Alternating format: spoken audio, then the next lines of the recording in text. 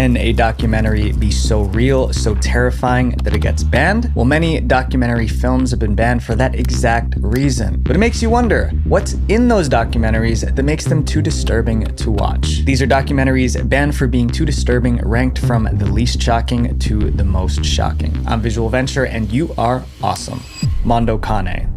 When Mondo Cane came out, it was called the world's first shockumentary, and that wasn't a compliment. A shockumentary is a documentary meant to shock and disgust its audience. The more disgusted the audience is, the better the shockumentary. So the question is, what was in Mondo Cane that made it so disgusting? Mondo Cane is a spectacle as big as the eye can see.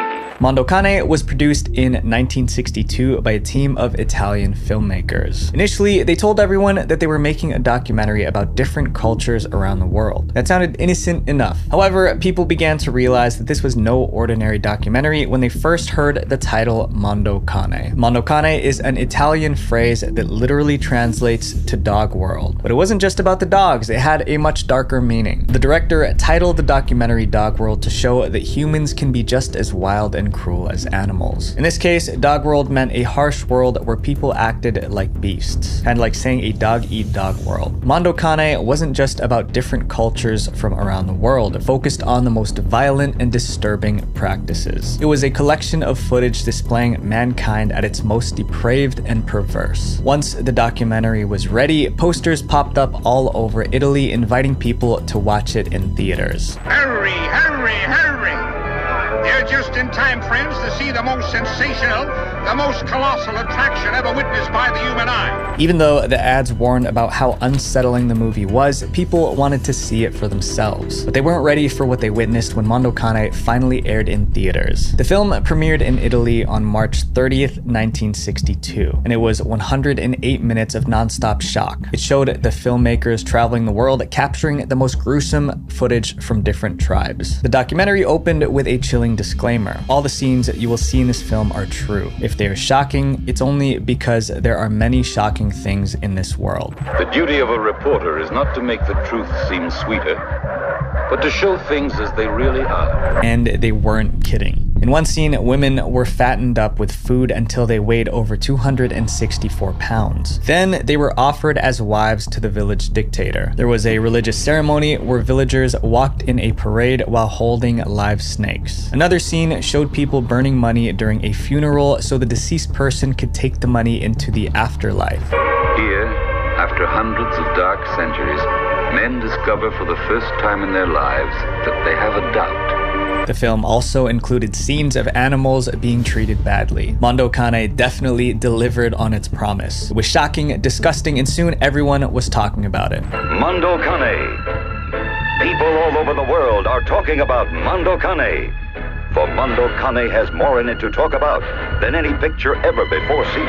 But the same thing that made the documentary famous also led to its downfall. When Mondo Cane became the talk of the town, it also generated a lot of controversy. The first problem? Critics hated it. They called it gross and uncivilized. And with very graphic scenes, it's easy to see why. But that wasn't the only issue. Soon, people started to wonder if everything in the documentary was actually real. There were rumors that some scenes were staged or edited to make things look worse than they really were. The filmmakers were also accused of exploiting the tribes they filmed. Critics said they were only showing this footage to make money without caring about the cultures they were showing. And as more people watched it, the backlash got stronger. Many countries banned the documentary. For instance, Mondo Cane was banned in the UK because some scenes showed animals being treated inappropriately. The filmmakers defended their work, saying that they were just showing the world as it really is. Now, more than 60 years later, Mondo Cane is still one of the most disturbing documentaries ever made, and it's still banned in many places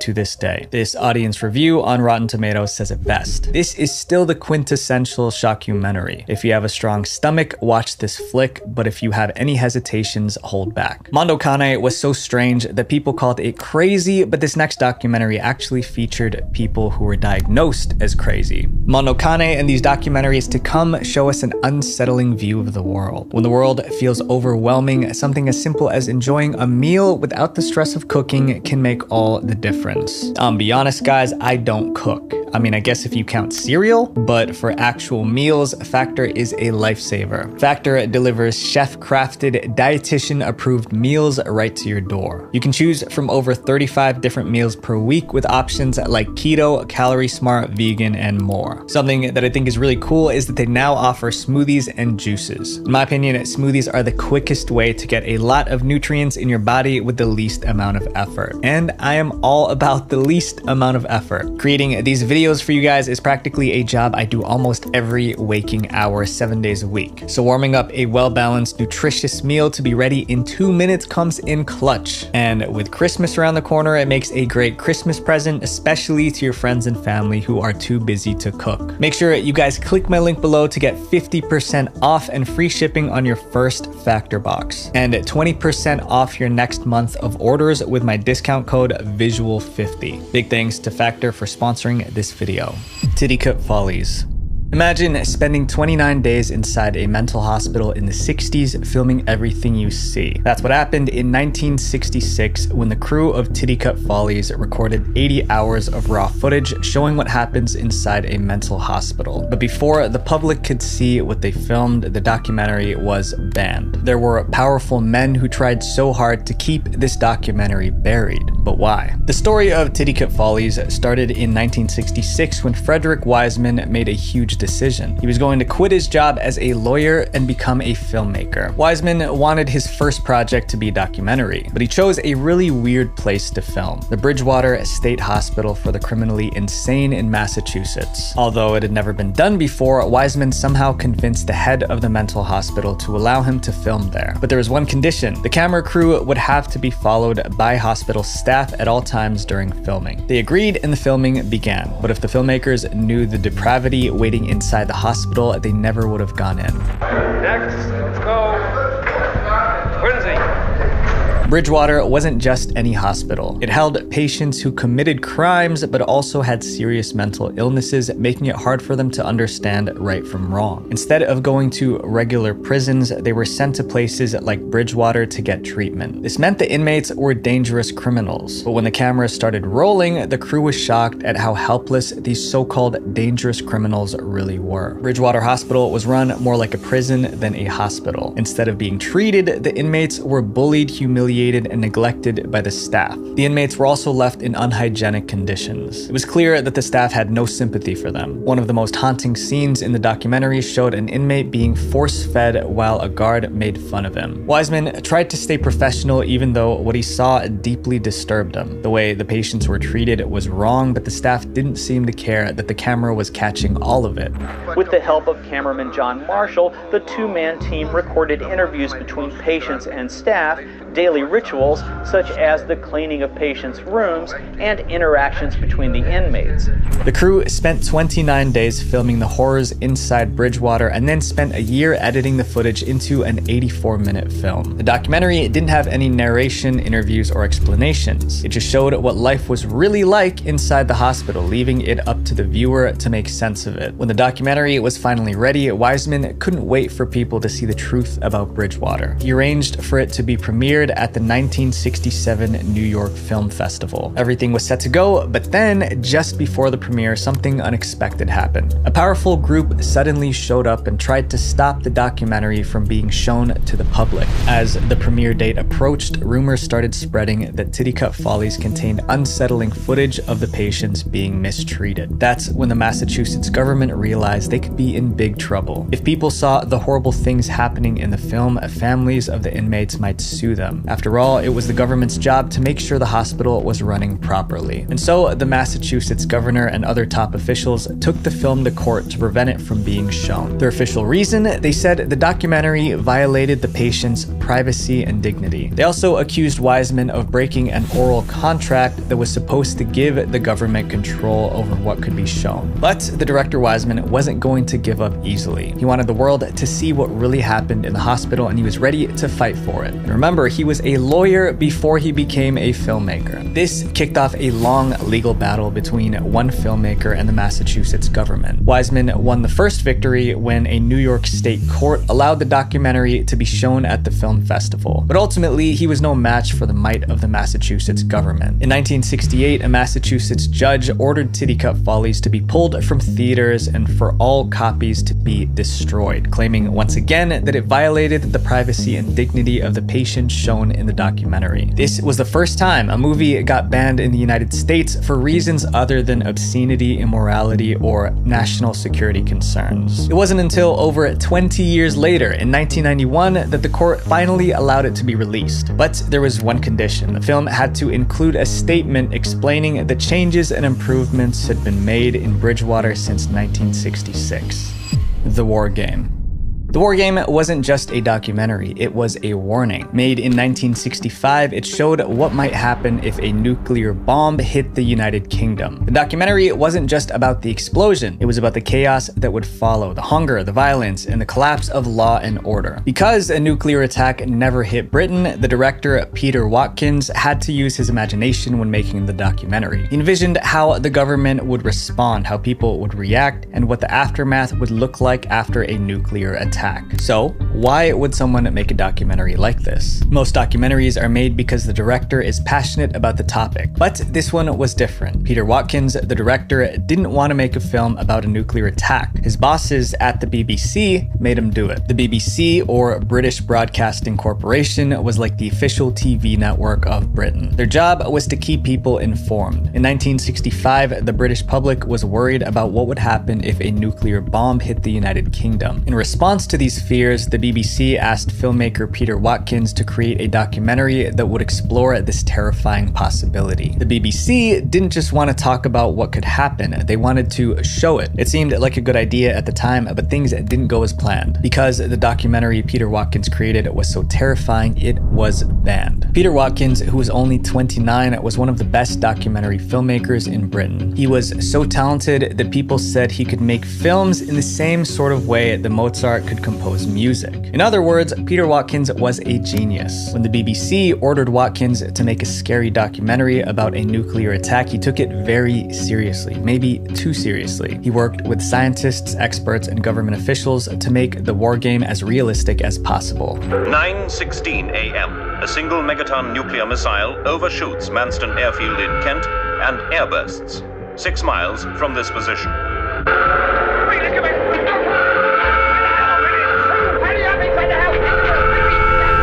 The documentary showed people hiding in fear, neighborhoods destroyed, and people becoming ill. There were also scenes of citizens looting shops, firestorms, and whole cities reduced to rubble. Food supplies run out and the police are armed. Even those who escaped injury go into a state of fear and shock from the things they've seen. Throughout the documentary, a narrator explains how these events could really happen if a nuclear war occurred.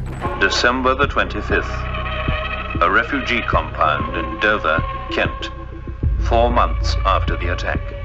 Watkins worked hard on the project. He used 350 actors, skilled video editing, and dramatic sound effects to create a masterpiece. When Watkins finished the War Game documentary, he proudly presented it to his bosses at the BBC. He thought they'd be impressed, and maybe even reward him for doing such a great job, but the response he got was much harsher. The BBC, who asked him to make the film, refused to air it on TV. They decided to bury the documentary to make sure no one ever saw it. The official reason for this decision? They claimed the documentary was too terrifying and would cause panic among the public. In an official statement, the BBC insisted that it had reached this decision on its own and without outside pressure of any kind. Watkins was devastated, but there was nothing he could do because the BBC owned the rights to the video. Watkins was so upset that he resigned. However, people started to wonder if the BBC's reason was the whole truth. Was it really banned for being too scary, or was there more to it? Will declassified government documents later revealed the truth. After Watkins completed the documentary, he handed it over to the BBC. The BBC then invited top British government officials to watch it before it was shown on television. This turned out to be a huge mistake because the government officials hated it. The documentary showed the British government completely falling apart during a nuclear attack, unable to help citizens. It made the government look weak and unprepared. If the British public saw the movie, they would lose faith in the government's ability to protect them. The declassified documents revealed that even the Prime Minister of Britain heard about the documentary and didn't like it. And so, the government pressured the BBC to keep the documentary hidden from the entire country. Although the BBC couldn't air it on British TV, they allowed the documentary to be shown at several film festivals abroad. For 20 years, the ban on the war game stayed in place. It wasn't until 1985, about 20 years later, that the BBC finally aired it on TV. In those 2 decades, the war game became legendary. People heard it through word of mouth and wanted to see what was so terrifying about it that it couldn't be shown on television. Today, the war game has a score of 93% on Rotten Tomatoes, which just proves how amazing it is. This next documentary was so dangerous that the entire crew almost lost their lives.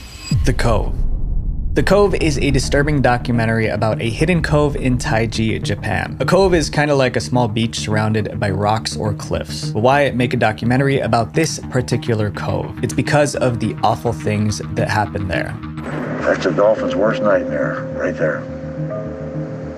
Every year, fishermen drive dolphins into the secret cove. Once trapped, the dolphins are captured. The lucky ones are sold to marine parks around the world. But for the dolphins that aren't sold, a much darker fate awaits them. They're harvested for their meat, which is then sold as food. But dolphins are highly intelligent and social creatures, and many people believe they shouldn't be eaten. In fact, many organizations have banned the hunting of all dolphins. Also, the method of hunting in Taiji is considered exceptionally cruel. However, each year, the dolphin hunt continues in this cove and thousands are captured using brutal methods. The fishermen of Taiji didn't want anyone finding out what they were doing, so they kept the cove under tight security. Armed men guarded the area and they wouldn't hesitate to take anyone out who tried to get in. The cove was also surrounded by wire fences and keep out signs.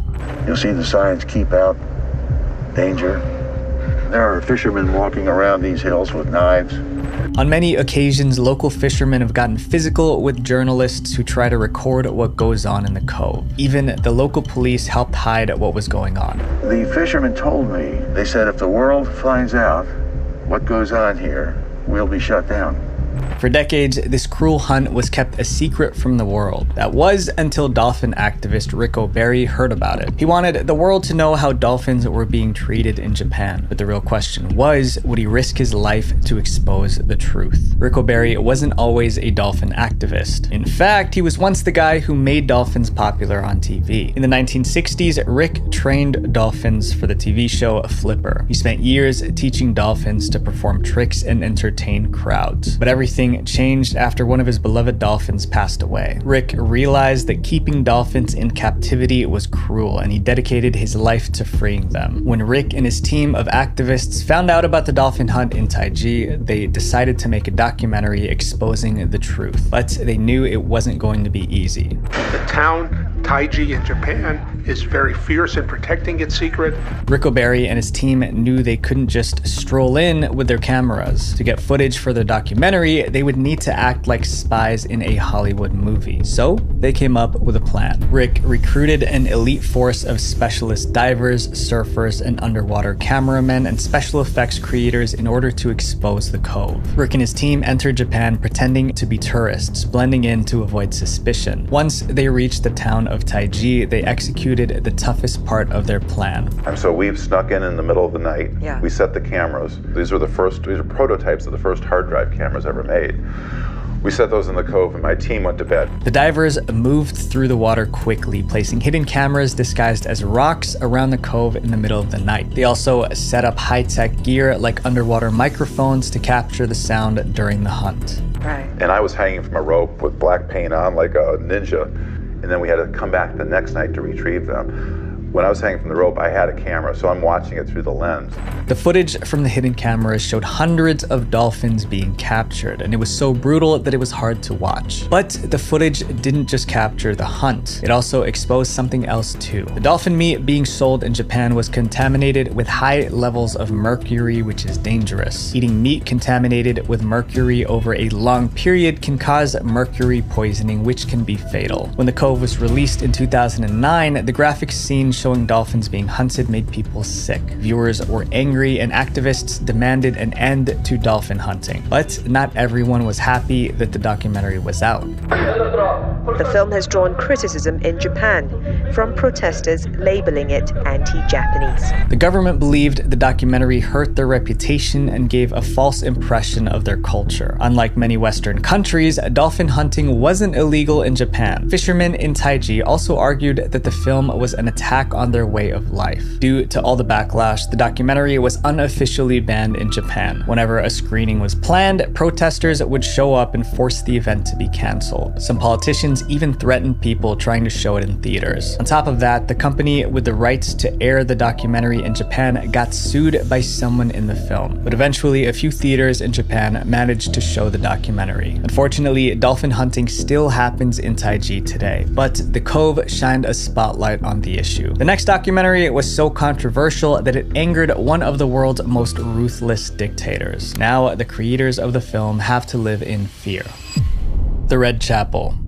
Red Chapel is one of those documentaries that feels more like a spy movie than a regular documentary. Released in 2009, it begins with a wild idea. A team of Danish filmmakers wanted to travel to North Korea to make a documentary about life under a dictatorship. If you know anything about North Korea, you'll realize how dangerous that idea was. North Korea is one of the most oppressive places in the world. The government controls every aspect of people's lives. Basic freedoms like the right to speak your mind or practice religion are heavily restricted. In North Korea, people have been arrested for seemingly ordinary things like having the wrong hairstyle, watching foreign TV shows, and wearing jeans. Things are so strict that even falling asleep when the dictator is making a speech can lead to a death sentence. North Korea seemed like the perfect place to make a documentary about dictatorship. But there was one big problem. They didn't allow visitors. To enter the country, you needed special permission from the government, and there was no way they'd let anyone in to come and film a documentary on dictatorship. The filmmakers knew they couldn't tell the truth, so they lied. They pretended to be part of a cultural exchange program, claiming that they were bringing a fun comedy show to entertain the North Korean people. They also expressed how much they admired the North Korean dictator.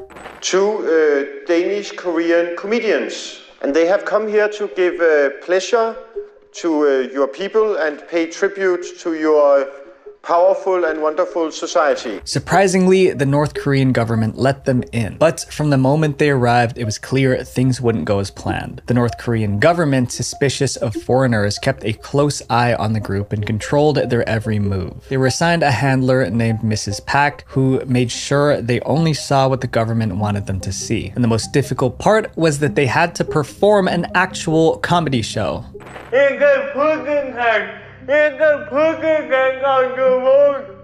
are you?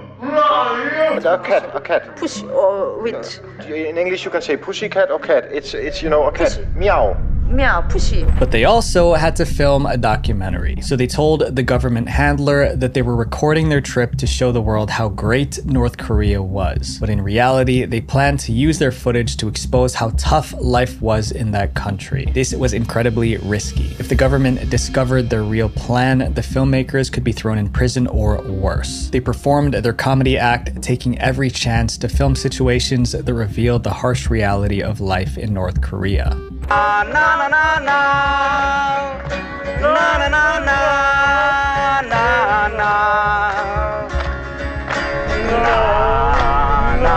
However, as they kept filming, they started to wonder if they were doing the right thing. They realized they were putting North Korean citizens in danger just by talking to them, because if anyone was caught saying something bad about the government, they could face severe punishment. After finishing their comedy performances, they left North Korea and turned their footage into the documentary The Red Chapel. It was shown at multiple film festivals and got a lot of praise. But obviously not everyone was happy about it. The Red Chapel was banned in North Korea for mocking the regime. North Korean officials accused the director of lying to get into their country and even called him an animal. Even though the Red Chapel is still banned in North Korea, it won multiple awards around the world. The topic of our next documentary is something that affects everyone, but the way it was filmed was so graphic that people were too afraid to watch it. The act of seeing with one's own eyes.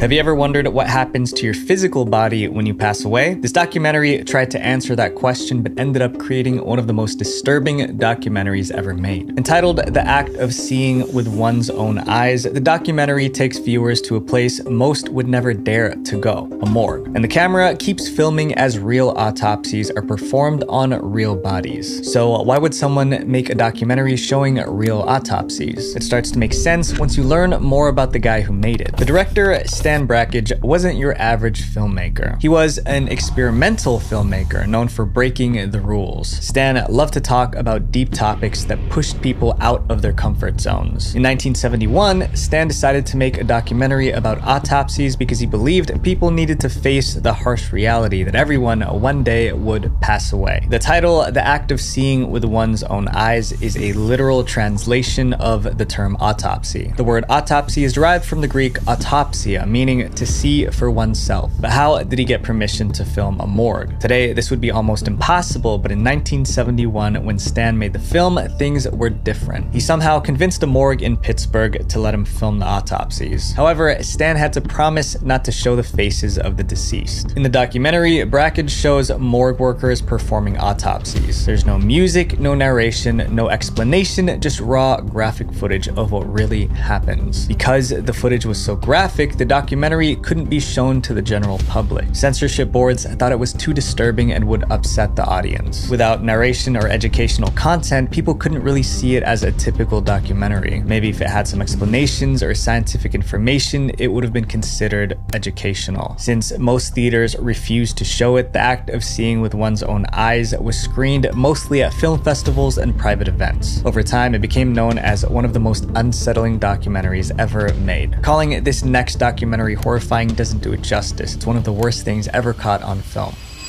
Cannibal Holocaust.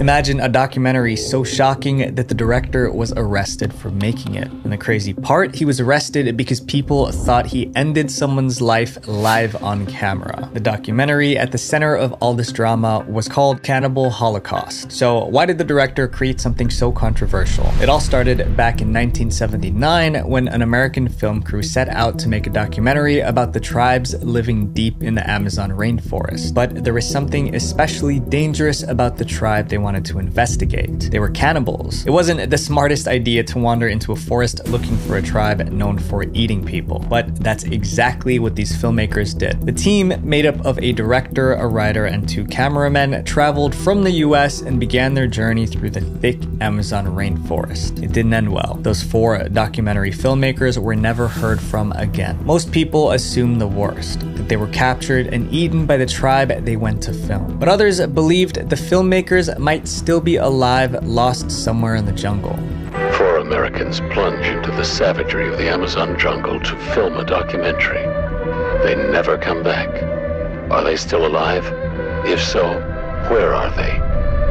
Months later, an American professor formed a rescue team to track down the missing filmmakers in the Amazon forest. But any hope of finding them alive vanished when the rescue team found the skeletal remains of the filmmakers with their film reels in the forest. The rescue team brought the reels back to America and watched the footage, but nothing could prepare them for what they saw. The tapes revealed in gruesome detail how the filmmakers were taken out by the tribes they went to study. Yet after seeing this horrifying footage, footage, the team made a bizarre decision. They decided to release the film to the public. Cannibal Holocaust didn't hold back. It shocked audiences with its graphic scenes showing the filmmakers losing their lives. At the premiere, people were horrified. Many couldn't sit through the whole thing. After its release in 1980, the documentary quickly was banned in over 50 countries because of its content. But here's the twist. There was something viewers didn't realize. It was a fake documentary. Everything was staged. The whole thing was actually a movie made to look like a documentary. The director even promoted it as a documentary and used a found footage style of filmmaking to make viewers feel like they were watching real events. By appropriating the techniques of the documentary world, Deodato had skillfully persuaded audiences into thinking they were watching real, uncut scenes. When the director announced that it was all fake, it surprisingly made the situation far worse because people refused to believe that it was fake. The scenes were so realistic that viewers thought the actors who lost their lives in the film were actually killed. The way they faked that scene and other scenes in the movie were, something that Hollywood special effects guys probably couldn't duplicate with millions of dollars. Things got so serious that the police stepped in. The director was arrested by Italian authorities and charged with murder. Even though he tried to explain that it was just a movie, the cops didn't buy it. They planned to use the film as proof that he was guilty. And it didn't help that the director made the actors sign contracts to not go out in public for a year after the film's release, all to make it seem like it was a real documentary. To avoid a life sentence, the director Deodato had to bring the actors to court to prove that they were still alive and explained how he used special effects to fake the deaths. The actors also appeared on an Italian TV show together to prove to the entire country that they were in fact alive. Deodato was pretty much a genius at the way he tried to fool the audience with the camera running out of film and stuff like that. Yeah, he was very clever. Even the native tribe shown in the movie wasn't real. Many of the so-called natives were just local actors hired from nearby towns. The backstory was fake too. No filmmakers were lost in the Amazon and no rescue mission was ever launched. It was all just a stunt to get people to watch this movie. The problem was that it worked so well that Deodato almost went to prison for life. As unpleasant as the film is and as crude as it is, he does have a pretty good grip of the cinematic technique. So why did Deodato make such a controversial film? He had a reason, though it didn't exactly make sense. He claimed he wanted to criticize how the media sensationalizes crime and violence to boost ratings. Deodato accused Italian news of showing real violent footage just for attention, and he wanted to show how wrong that was. But his explanation didn't calm people down. The violent scenes were too realistic that it remained banned in over 50 countries, even though everyone knew it was a movie. Earthlings. The Earthlings documentary had one goal: to expose the ways animals are used for food, clothing, and scientific research. But the footage isn't easy to watch. The documentary's director, Sean Monson, came up with the idea while working on a commercial about spaying and neutering pets. During that time, he stumbled upon the horrible conditions in slaughterhouses and other industries that used animals. What he saw was so disturbing that he felt like it was his duty to let the world see it. However, that was not going to be easy. The million-dollar companies running these industries wanted to keep everything quiet. If the world saw what was really going on in the factories and labs, it could destroy their business, and they weren't about to let that happen without a fight. To make Earthlings, Sean Monson used hidden cameras to gather footage from places like factory farms, research labs, and even circuses. The footage was raw and intense, but it revealed the truth. The message was that animals are living beings, not just objects, and they deserve kindness and respect. Many who watch Earthlings were inspired to change their lifestyles, opting for vegan diets or avoiding products tested on animals. Because of its graphic content, some theaters and streaming services banned Earthlings because it was just too disturbing. However, the documentary found its audience online, where people could watch it for free and share it with others. Today, Earthlings is considered one of the most popular documentaries ever made about the ethical treatment of animals. These documentaries show us just how dark the world can be. It's a reminder that sometimes the most unsettling truths are the ones we need to hear. Visual Venture. Wait, before you guys go, make sure you guys subscribe and then click here to watch more dark internet documentaries. We're on our way to 1 million subscribers. Let's go. Love you guys. Peace.